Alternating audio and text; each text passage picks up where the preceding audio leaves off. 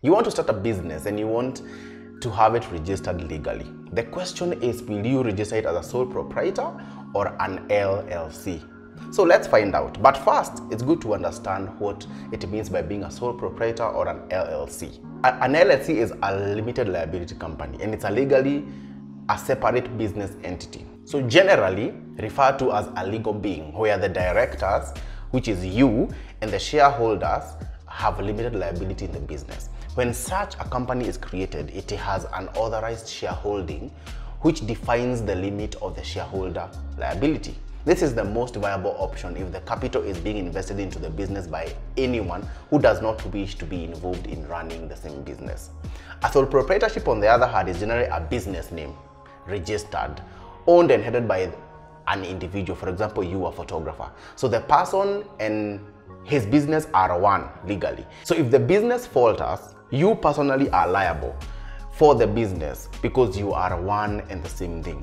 On the bright side, you have control over the business, full control over the business. It does not have to share any profits with anyone. What are the advantages of having an LLC over a sole proprietorship? Number one, a company gives limited liability on its shareholders. That is, for example, you and your partner, such that any misdeeds and liabilities are on the company but not on you who owns the company. If a mistake is made by the company and the court orders payment of maybe damages, personal property of the shareholders will not be touched by the law. Second advantage is a company can have more than one director, each of them bearing a certain duty, so that the risk is managed by spreading corporate liability through a bigger board members.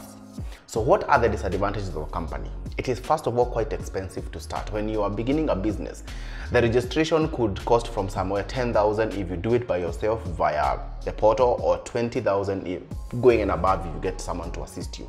So there's quite a number of expenses there. Secondly is when it comes to tax obligations. A company has taxes at two levels. Number one is a corporate tax for income of the company, and number two is dividend tax on dividends income to the shareholder or to you who is the owner of the business. So the taxman in our country is KRA, is very strict on limited companies, such that returns have to be done every month before the 20th, and failure to which there is a fine of 10,000 if you default or delay. So easily these fines can rise to 100K a year if you do not file your returns on time. So before we go to the advantages of a sole proprietorship, make sure that you subscribe to this channel. It makes a big difference when you subscribe. Also, we have a great free workshop for you. Visit www.photolaunchers.com/free workshops and see which one you will attend so that you can help grow your business. So make sure that you register for the latest one. So the advantages of sole proprietorship. Number one, it is cheap to set up.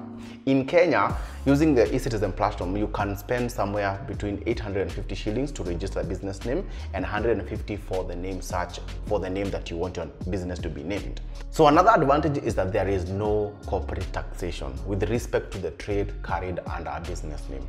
You as the sole proprietor under the business name are taxed as your personal level, as the business expenses are deducted from all the income, including your business income. This is what it means, is that there is no corporate tax, there is no tax on dividends. So once you pay your tax as a person, is as if you have paid as a business. That's what generally that statement means.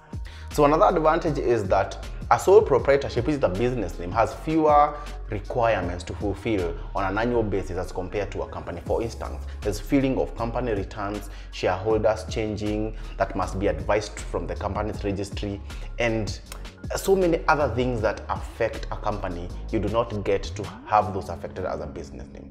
A sole proprietorship registered as a business name does not have these requirements that you have to do as a company. A sole proprietorship is an easy way to form a business entity. All you need is to provide your name, the place of your business, and contact details. And this may be contrasted with the numerous forms to sign and fill when it comes to incorporating a company or an LLC with a registrar of companies. Additional to the articles of association and memorandum of association, by the way, those ended, but it's still a longer process registering a company than a business name. The other advantage is that there is no need to share profits, and this is another big advantage of registering your business name, as there is no other shareholder or partner to split your profits with at the end of the year.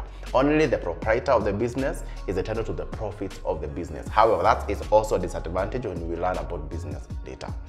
The other advantage is that there's simplified management. Now, a business registered under a business name does not have a board, although it may have mid-level managers. So this reduces the levels of bureaucracy, as the sole proprietor is in charge of the business without any need to defer to a board, unlike in a company where the CEO must refer to important decisions to the board for approvals.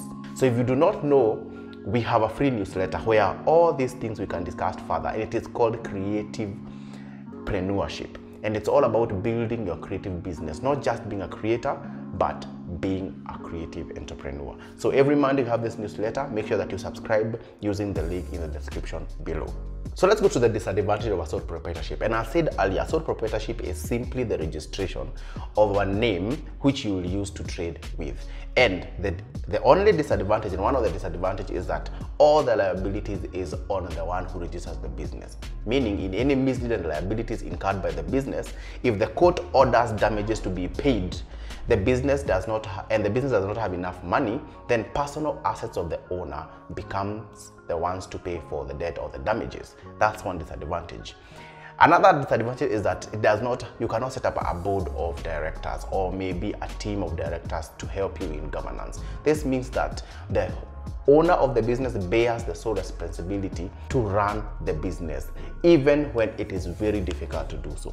Another disadvantage is that a business name sometimes lacks credibility, and a lot of companies and businesses fear to do business with sole proprietors and business names because of the risk of not delivering due to the nature of their business. And even in their tender, some ask for certificate of incorporation, which is a certificate that is given to an LLC or a limited liability company to rule out business names from applying from those tenders. So following up on credibility, banks also shy off from giving loans and financial support or financial assistance to business names, and they feel as if these kinds of businesses have a higher chance of not honoring their payments, and so that credibility really affects so many businesses. So with that, what should you register your business, or how should you register your business? This is how I advise. If you're a beginner creative photographer or a filmmaker, I recommend starting with a business name, and this is why. You just need to get a trading name, get a business registration certificate, open a bank account with the name of the business, and there is no taxes at the beginning. You only return your own personal taxes as the taxes of the business. So you can comfortably run a business registered as a business name.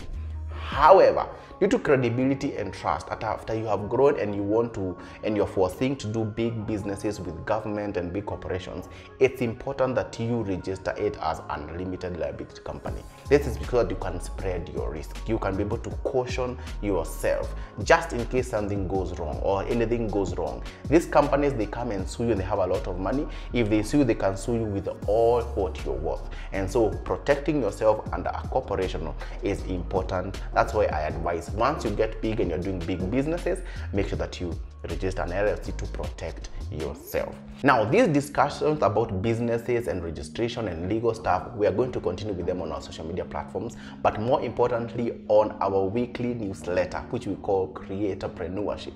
And it's all about businesses. It's all about creative businesses. How do you turn your creative skills into a business so that it can grow and sustain yourself? So every Sunday we have a newsletter coming to you, and all you need to do is register for the newsletter, and the link is in the description below. So make sure that you register, and we are going to see you in the next video. Last week we did a video on why you are part of the product of the business, why clients buy you, and how you as a person are part of your business product. If you want to learn about that, is that you click this video, and we will see you in the next video. Cheers.